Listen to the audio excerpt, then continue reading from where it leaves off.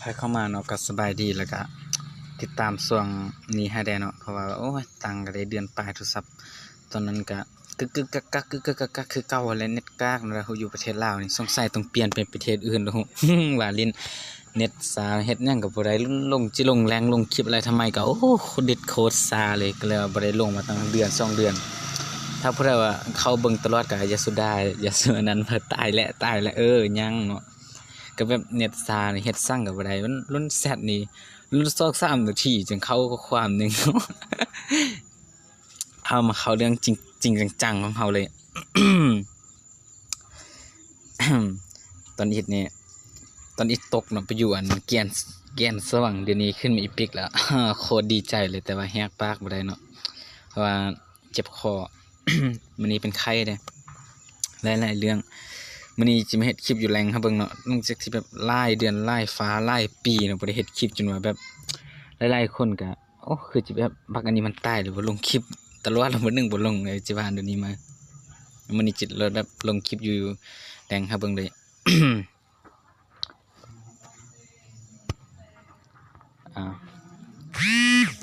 มื้อนี้เนาะสิแบบ กับบ่ฮู้เบิ่งตามทีมเนาะถ้าว่าทีมบ่มีตัวใดก็สิเล่นตัวนั้นบ่มีนักสู้ก็เล่นนักสู้บ่มีนักแทงนี่บ่ได้แทงเสริมเด้อ ถ้าอยู่แรงอีปิดนี่จะแบบต้องได้มีแทง1ตัวแล้วก็ยิงแล้วก็ซัปพอร์ตบ่ซั่นก็แทงซัปพอร์ต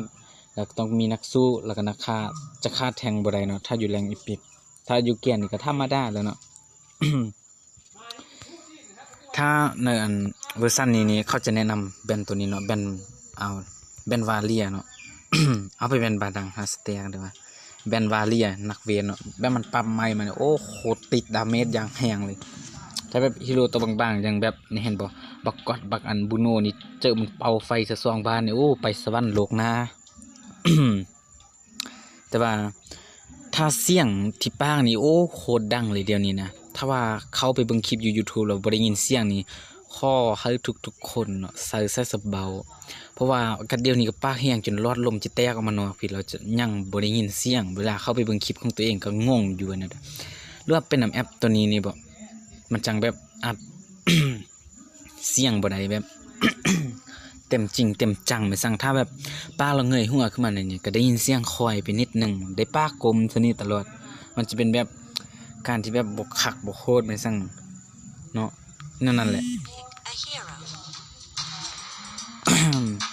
เขาได้เลือกก่อนวันนี้เขาจะมาเทสเกียร์อากัดเลยเขาจะเล่นอากัดโอเคมาเรียบร้อยนะอากัดของเขาเรียบร้อยวันนี้เขามาเล่นอากัดเนาะถ้าเบิ่งกันเนาะเข้าไปแป๊บเดียวแล้วจิเอาเครื่องขึ้นให้เบิ่งว่าได้เซนเบมาสร้างเข้าไปเดี๋ยวมาเบิ่งกันฟังเฮาเนาะเลือกตัวที่1ก็เฮาเองนี่แหละเลือกอากัดมาฟังตรงข้ามตัวที่1มาเนาะเป็นบูโนตัวที่2เป็นจอเฮิร์ต เดี๋ยวมาเบิ่งเดี๋ยวกดวินวอล์กไปเลดลี่มาแล้วเลดลี่โอ้แนะนำคากุระนี่เป็นแบบฮีโร่ดาเมจที่แบบโอเคแล้วแหละโอ้แต่เลือกเป็นกอดมา ตัวที่2เนาะนักยิงแมนเลดลี่กับกอดฝั่งตรงข้ามตัวที่3จะแมนอูล่าหรือเขาเปลี่ยนชื่อมาเป็นอันดับแล้วก็แทงแฟงโกแต่ฝั่งเฮาเลือกมาเป็นนักฆ่า2โตเลยโอ้โหแต่บ่มีนักแทงอีกนักฆ่าเนาะเป็นแฟนนี่แล้วก็พวกเฮาต้องมีนักแทงเนาะถ้าว่าบ่มีนักแทงนี่ชิบหายเลยอ้าวเลือกนาน่าโอ้โหอีควายมึงเอ้ยบ่มีตาหรือว่าบักกอกมันมีบักกลอดมันมีแล้วนักเวทเลือกมหาสแตงหยังโอ้โหเลลีดาแล้ว มันบ่มีแทงเนาะโอ้ชิบหายเนี่ยเป็นงานเกิดเลยเรียบร้อยอ้าวเป็นนักเวทซะโอ้โหแบบนี้กูได้แบกทั้งเกมแน่นอนเลยเพราะว่าอาการมันจะแบบแทงสู้แทงคานี่แบบมันมีเปรียบแหละก็สิคือนักแทงนิดนึงนั่นแหละโอ้โหฟังเฮาเลือกเป็นนักเวทตั้ง3โตนักยิงอีกโอ้โหแม่นแต่ฮีโร่เลือดบางฝั่งตรงข้ามนี่ตัวที่กดได้ก็มีโอ้เลือกมาเป็นทีลิสลาอีกมึงจะถล่มพวกจุดจนตายเลยติวันนี้ฮะมีจอเฮิร์นมีอูลาดมีแฟงโก้มี อย่างก็ตัวที่5นี่น่าจะเป็นทีลิสลาอยู่นะเรียบร้อยเนาะเป็นทีลิสลา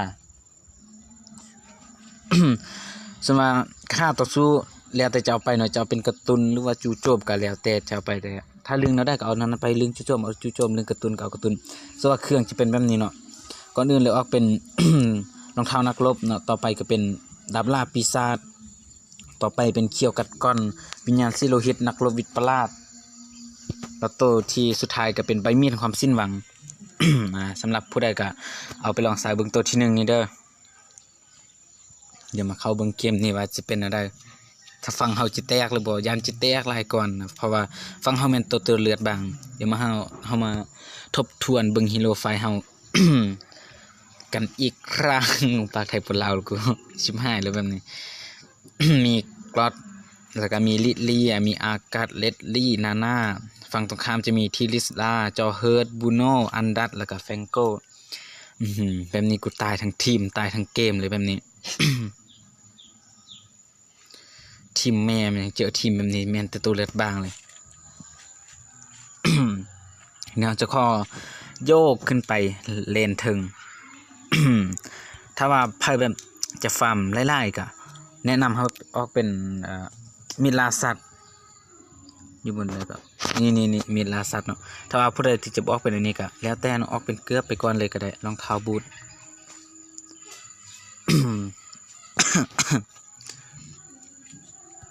เดี๋ยวขอกดไลค์ให้มันคนเห็นมันชันโอ้มากับซวงโตเลยบุมบัมแบบนี้มาบาเลยโอ้มึงกดไลค์ให้ยังบอกนี่บ้านหนึ่งไปดูควันดำขึ้นนี่จะแบบติดสตันทั้งติดสโลอีก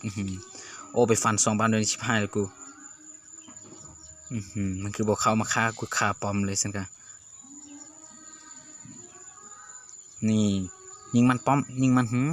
กดจู่โจมนี่เลยแต่เขาไปในอุลาทุบของบ้านหนึ่งอาจจะไปวันกันเลยทีเดียวแต่ว่าถ้าพาโฮสก็จะแลกคิวแหละเมื่อกี้เพราะว่าถ้าส่วงขึ้นเนาะเขาก็อาจจะฆ่าเลยพอก็มีจู่โจมกันแต่ก็ใจเย็นๆเนาะลิ้นอุลาพยายามแบบอย่าให้อารมณ์กับลิ้นอุลาละกูร้อนเนาะลิ้นอากาศพยายามอย่าให้ตายไล่ก็เป็นพอเนาะเพราะว่าเขาเป็นแบบนักสู้อุลาอยู่บนนี้ชิลิสลาโอ้ชิบหายแล้วกดจู่โจมนี่ก่อนปาโทมึง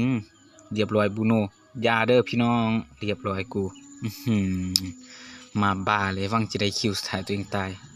มิดวอกนี่มาแล้วตาย โอ้ยังท่านบูโนเฮ็ดเรียบร้อยกูว่าแล้ว นี่แหละจุดพิเศษของการเล่นอยู่แรงอีปิดเลย1มันต้องมีแทงแล้วก็นักสู้อันนี้บ่มีนักสู้เลยมีแต่นักฆ่ากัดนี่บ่แม่นมีแต่นักสู้เนาะบ่มีนักฆ่าแล้วก็นักสู้เลือดหน้ากว่านี้ก็บ่มีอีกโอ้คือแบบโอ้เกมนี้บ่ฮู้เลยว่าจิชนะหรือว่าจิแพ้เขานี่เพราะว่าทีมเฮานี่โอ้มีแต่เฮาที่แบบยืนบวกยืนไฟนี่มีแต่เฮาคนเดียวเลยแบบตัวอื่นเข้าไปนี่จะถูกฆ่าแบบได้ง่ายได้เพราะว่าเลือดบางแต่อุลาส่งต้นเกมนี่น่าจะทันเฮ็ดสร้างเฮาได้เทื่อนะจับมันทางนึงสะบัดนี่มาก่อน สเต็ปในการเล่นอุลามายังทีลิสมายังโอ้เฮาบวกกับมันบ่ได้เพราะยังบ่มีปีกเดี๋ยวต้องท่าติมาก่อนจับมันไว้ก่อนสกิล1กดเข้าไปตูมนี่ไงบ้าน1ได้ร้อยเลือดเท่าใดก็เอาเข้ามาแล้วบูโน่นี่ขอเปิดปีกไฟจากบ้านดูขอเปิดปีกไฟจับมาแล้วจังหวะคิวโอ้มาเรียบร้อยคิวของเฮาได้เป็น1 1-1ซ่องเนาะสกอร์เฮาส่วนสกอร์ทีมเสมอกันเปี้ยเลย3-3ถือได้ว่าโหดพอสมควร ต่อไปเนาะเอาเป็นดับลาปีศาจหรือว่าดับมันหลายๆคนเอิ้น สุดท้ายเกมก็ต้องแบบฟาร์มแล้วก็พยายามระวังบักแฟงโก้ไว้ดีๆเด้อระวังโดนจองซันไว้เข้าไปปอม15งานบ้าเลยร้อยตัวนี้เลยก่อนกูได้เรียบร้อยโอเคกดไลค์มันบ้าน1เดี๋ยวมันลบ AFK คิดดิตามลงแรงบ่ได้อีก เห็นแล้วแฟงโก้อยู่ในป่ากดสติกเกอร์กดตีนจากบ้านเนาะสติกเกอร์ตัวนี้จะแบบเอาได้ง่ายๆเอามาแล้วบ้าแล้วแบบนี้บ้าแล้วแบบนี้บ้าอย่างนักเลย สติกเกอร์ตัวที่กดไปเมื่อกี้เห็นกับเขาอยู่กิจกรรมนะแต่ว่ามันหมดกิจกรรมเขาจะให้เอาขนมปังตัวหนึ่งนั้นไปแลก อยู่บนกิจกรรม10 อันแล้วจะสามารถแลกได้เนาะแบบเฮาล็อกอินนั่นแหละออกเกมเข้าเกมออกเกมเข้าเกมออกเกมเข้าเกมหลายๆมื้อแล้วก็จะได้ขนมปัง หัว10 อันแล้วก็จะสามารถแบบได้สติกเกอร์ตัวเมื่อกี้ แต่มันบ่แม่นเรื่องของเฮาต้องพยายามเอาแรงให้ขึ้น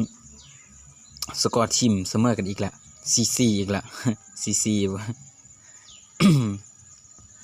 ถ้าทีมเฮาบ่มีแทงก่อนอื่นเลยต้องเจาะพยายามเจาะแต่มาจังหวะนี้ต้องขอบวกเต็มปอมเลยขอบวกเต็มสปีดโอ้โหแต่โดนประกัดบักแฟงโก้บักหามเอ้ย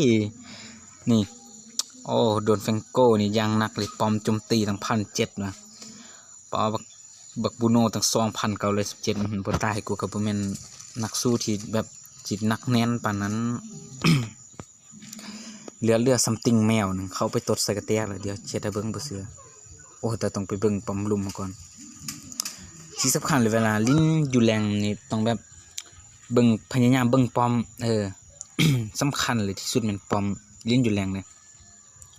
เพราะว่าถ้าปอมกลางหรือว่าปอมอื่นแตกถ้าปอมกลางโดยเฉพาะเป็นปอมกลางถ้าปอมกลางแตกนี่จะแบบเสียเปรียบอย่างหนักเวลาเขาเข้าไปตีเขามันน่ะหรือว่าไปญาติฟาร์มของตรงข้ามมาเขาจะแบบบ่มีโอกาสที่จะแบบมาลีอยู่ปอมเฮานะแบบเฮาไปร้อยเข้ามาบ่หรือว่าแนวใดนี่จะแบบบ่มีโอกาสที่จะมาแบบลีอยู่ปอมกลางว่าแนวอื่นจองอีกแล้วโดนคลิป สมน้ำหน้าคิดสิเอาอีกบ่ทีนี้มีเปียกแล้วบ่รอดแต่สู้ยังนำอีกบักแฟงโก้นี่สงสัยอยากกินตีนสงสัยนี่ สำหรับถ้าใส่คำหยาบได้ก็ขออภัยแบบใส่กุดตีดไปนั่นแหละแบบจะทำมันม่วนสนุกสนานแต่มันสนุกสนานแล้ว มาอีกละระวังโดนท่าหนึ่งเข้าไปเต็มร้อนนี่บูโน่ในระวังตัวไว้นี่ไงจู่โจมเลยจังหวะนี้จู่โจมแล้วฮะเป็นจังไดปั่นบ่มึงนะฮะซ่องแล้วจังหวะนี้สกอร์ทีมอยู่5-7แล้วโอ้โหไป5-8แล้วบัดนี้ เราต้องแบบพยายามเอาปอมให้ได้ไล่แล้วแบบนี้ฟอร์ดหูเกมทีมเฮานี่โคตรเสียเปรียบเลยนี่จองบ่ถึกแฟงโกจองอูด เดี๋ยวมาเอาเต่าถ้าทีมเฮาได้เต่านี่คือแบบโอเคเลยแหละโอ้โหแต่ปอมถึงเฮานี่น่าจะแตกแล้วสงสัยคือจะบ่มีพาไปแล้วเรียบร้อยแนะนำเลยสิ่งสำคัญเวลาลิ้นอากาศเวลาตีเต่าอย่าโอ้โหมาแล้วมาบ้าแล้วแบบนี้มาบ้าแล้วโอ้ต้องรวมลบแล้วแบบนี้ชิบหายแท้โอ้อุลาดก็อยู่อีกปีกับบ่มีชิบหายกูว่าฟังตรงข้ามได้อีกแล้วเห็นยังจู่ๆบ่เป็นแล้วเดี๋ยวนี้นะฮะทีมเฮานี่จ้าเกินเอาไปจับคลิปแล้วมันนี่กูโอ้โหงานบ้าเลยแบบนี้เอาบักอีเลดลี่เอาไปเซยกูซาเสียงตายเข้าไปนะเนี่ยสกอร์ทีมอยู่ที่6-8เนาะถ้าว่าลิ้นอากาศบ่โคตรบ่หรือว่าอะไรบ่ก็ ขออภัยนะแบบเป็นฮีโร่ที่แบบ5ก็ซื้อมาฮะเอาวะเอาสันไว้นี่สันไว้ลินอีโตโน่เรียบร้อยมึงเรียบร้อยนี่อีโตโน่ได้คิวอีโตโน่อินาน่ามาซื้อมัน อีโตโน่เดี๋ยวมันเสียใจเลย ตานี้จะแบบบ่ขอเปิดเสียงเกมนะแบบถ้าเปิดเสียงเกมปากหน่อยนี่อาจจะบ่ได้ยินขนาดว่าได้ปากหน่อยนี่เดี๋ยวจึงจะได้ยินแบบจะเสียงจริงจังเลยฮะจังไดฮะจังไดเอาวะหายกาเข้ามึงจอเฮิร์ดนะฮะเขาน่าจะ1-1กับมันคาปอมนี้น่าจะได้อยู่นะเพราะว่าคลิปเขาก็มาบ้าเลยบูล่ายังเต็มรอดบ่ฮะไม่อย่างเงี้ยกดจู่โจมใส่บกูล่านี่โอ้เตาต้องทวนโอ้บักแฟงโก้นี่เป็นสายเรื่องเขาลั่งตลอดเลยเสียปีกไว้ฟรีๆเลยเมื่อกี้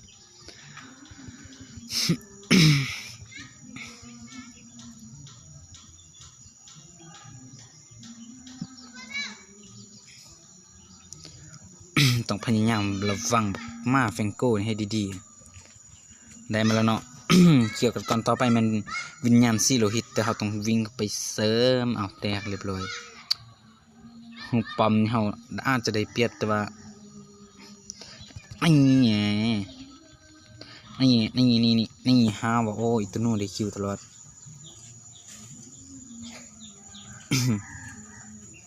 ระวังเด้ออุลาดเด้อเจ้าเอาไปยืนงงนะดงตีนระวังนะยืนงงนะดงตีนดนอยู่บ่สิจิไดเด้ ใส่มันเฮ็ดมันแล้วนะนี่ ทีมฝั่งเฮานี่จะชนะหรือบ่นี่ทีมเฮาบักกากฮะซิ่งเรียบร้อยเป็นจังไดเอาวะ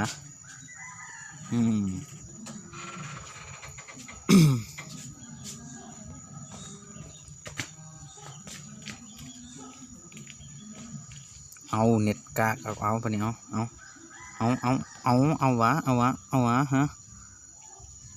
เอาบุกเข้าป้อมตายฟรีโอ้เน็ตเบิ่งเน็ตจังหวะนี้เน็ตโคตรกากเลยแบบนี้แหละจุดแบบ 2-3 เดือนแล้วนี่บ่อยากอัดคลิปก็ย้อนเท่านี้แหละย้อน เน็ตกากนี่แหละจังบ่อยากอัดคลิปลงนี่ เป็นหวัดเป็นไออีกช่วงนี้เข้าหนาวแล้วเพิ่นอยู่บนหนาวก็รักษาสุขภาพเด้บ่ถึงสิเป็นหวัดเป็นไอพายังเข้าเรียนก็เพิ่นเรียนก็นุ่งเสื้อกันหนาวเด้เพื่อที่แบบจะรักษาร่างกายอบอุ่นได้ตลอดเวลาสิบ่ได้เจ็บเป็นหรือว่าในระดับเข้าโรงเรียนเดี๋ยวนี้ก็เป็นหวัดอยู่นี่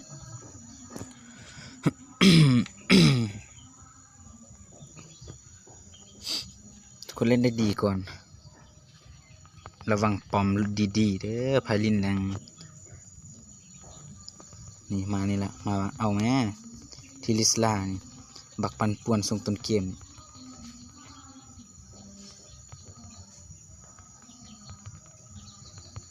เอาแม่ฮะเอาแม่ฮะเปิดปีกใส่โอ้โหจะตายแล้วกูยังเสือกไปเปิดปีกอีก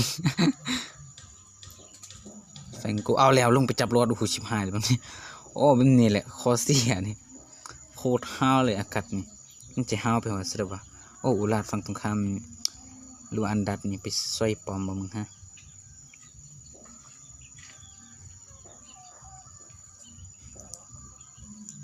นี่มันเห็นเฮาแล้วมันจะหลอกไปคนอื่นวะฮะจับทื่อขึ้นบ่เมื่อกี้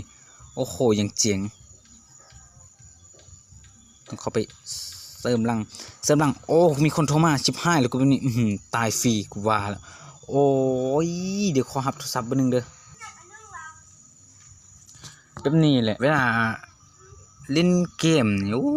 คนจักมันเช็ดสั่งทั้ง WhatsApp ทั้งเบอร์โทรเขามันสั่งมันกว่าหักเอาตลอดกดโจมไปซอยหมู่เลยแบบนี้เฮ็ดยังฮะเฮ็ดยังบ่ฮะตีทีมกูฮะเป็นยังไง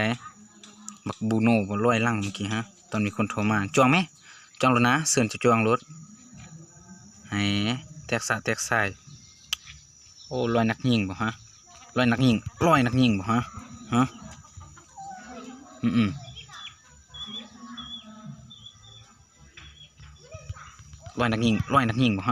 ร้อยบ่ฮะ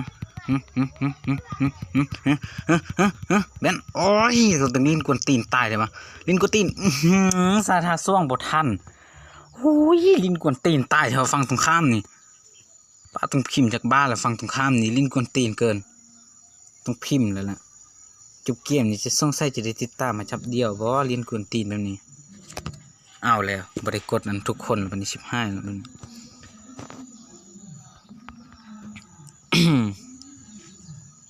โอ้โหแต่ลิเลียของเฮานี่ตายแบบโง่ๆเลยฟังเข้ามาแบบรวมเป็นทีมฟังเฮานี่จาพลแบบเลือกแต่นักที่แบบนักสู้บ่มีเลยแทบจะบ่มีเลยก็ว่าแม่นนักสู้เบิ่งแม่นแต่ตัวบ้างนั่นหน้าบ่กอดบ่พวกนี้ลิลี่แห้งๆแหละฮีโร่ดาเมจร้อยล่างได้ลิลี่เฮ็ดสั่งเขาบ่ได้แล้วบัดนี้เขาลุ้นแบบรวมตัวกันไปเป็นกอกเป็นกลุ่มตัวเองแล้วแยกตัวกันไป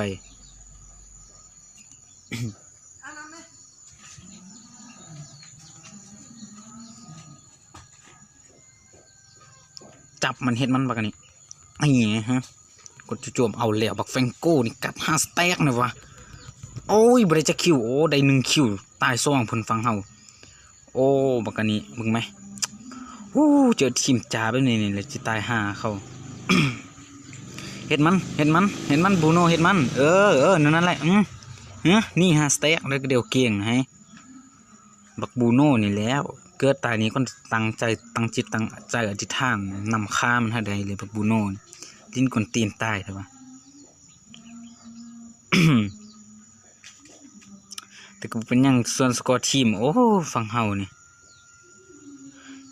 17-22เอาละแฟนเซตมาเมื่อกี้เครียดอย่างหนักหน่วงแล้วเพิ่นก็โอ้ชีวิตโคตรยินดีเลยแฟนก็เครียดอะไรทำไมก็บ่เป็นตามหวังมันบอกอีกละบูโน่นี่ใส่เรื่องตลอด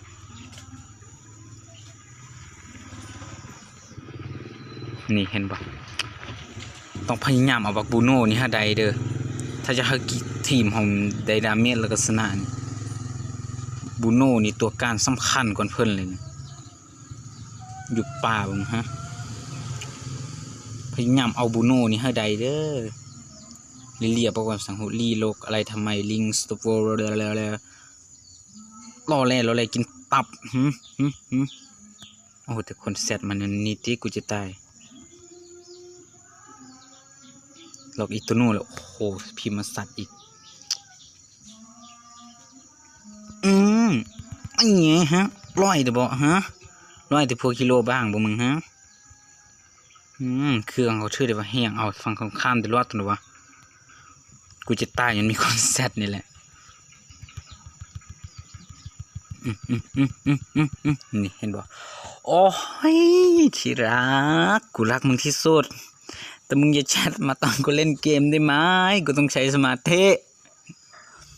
โอ้เวนเกิดเหรออากาศใต้ตอนรอดมาอีกแบบนี้ละงานบ้าเลยครับกูแบกคนเดียวงานบ้าจริงๆเลยเห็นนะเนี่ยอิตานูซิงแล้วโอ้ตายโอ้เฟนโกเข้ามาปัดลังอีกกดย้อนเวลา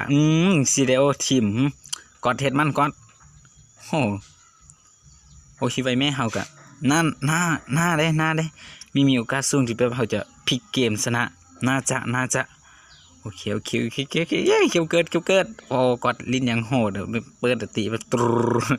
ซีนอัติเสเลยมาแล้วนักรบวิทย์ประหลาดต่อไปออกเครื่องตัวสุดท้ายลมตอนเข้าใต้เฮ็ดเลยทุกคนกดจู่ๆไปเลยกูโอ้โทรศัพท์กระตุกอีก โอ้โหชิบหายเลยแบบนี้โอ้โหงานเกิดงานบาป เอ็นบอกย้อนนั่นนี้เลยจะมาชักลงแรงให้ทุกคนนะครับได้ทราบถึงปัญหาเหตุการณ์เสื้อมันล็อกมานะเสื้อมันล็อกมาจับมันหน่อยเอาแล้วกูงงแล้วดงตีนแล้วกูเห็นยังกายให้นั่งบ่ฮะ ตูมบ้านหนึ่งดูฮะติดควันดำเอาจองคลิป ยิงป้อมทุกคนยิงป้อมต้องท่าปีกออกแล้วแบบนี้โอ้โหโทรศัพท์แต่ตอนนี้โทรศัพท์กระตุกยังหนักหน่วงต้องท่าปีกก่อนละถอยก่อนสู้จะหาวปานนั้นมุดอิตโน่แผ่นเกือบ14 13 12 1110โย9 8 7 6 5 4 3 2 1โย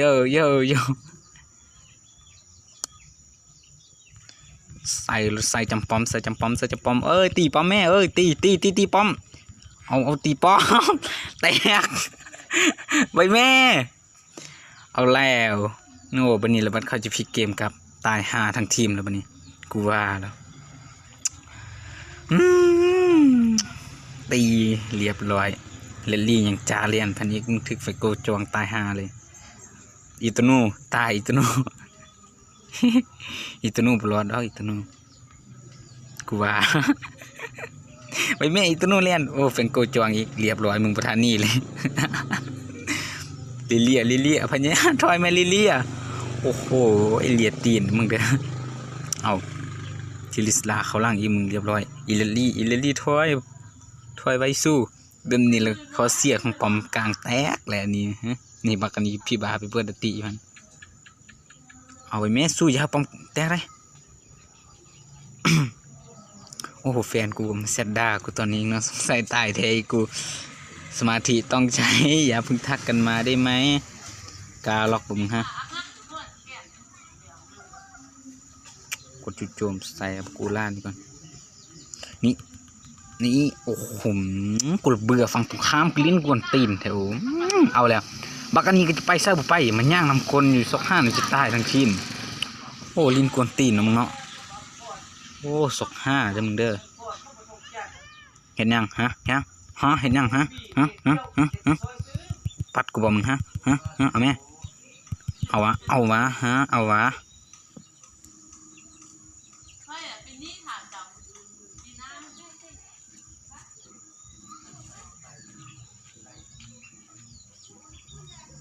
ทีลิสลาบ่ฮะสิแหละ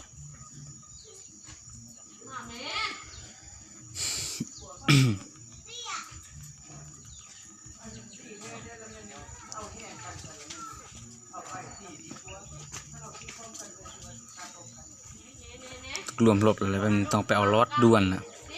ถ้าปล่อยให้เกมยาวกันไปนี่ฮอตครึ่งชั่วโมงนี่กูอาจแบบตายฟรีได้เลยโอ้ฝั่งตรงข้ามก็คิดจะมาเอารอดอีกต้องจับบักบูโน่นี่เอาเป็นเว้าสำกูห้ามเลยหาขั้วมึงฮะปกติใส่มารถเอามารถกูอยู่นี่แล้วฮะไปซะเอาวะเห็นมันไหมสู้เห็นมันมันอยู่ตัวเดียวนะฮะกาเข้าบ่มึงฮะ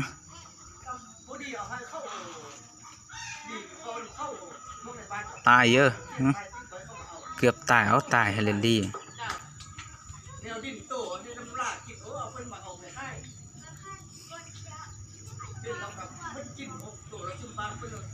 ต้องกดจู่โจมเนาะฟันป้อมสู้ไว้แตกเรียบร้อยโอ้เย่ทีมเริ่มจ้าอย่างไรได้ดาวอีกโอ้โอเค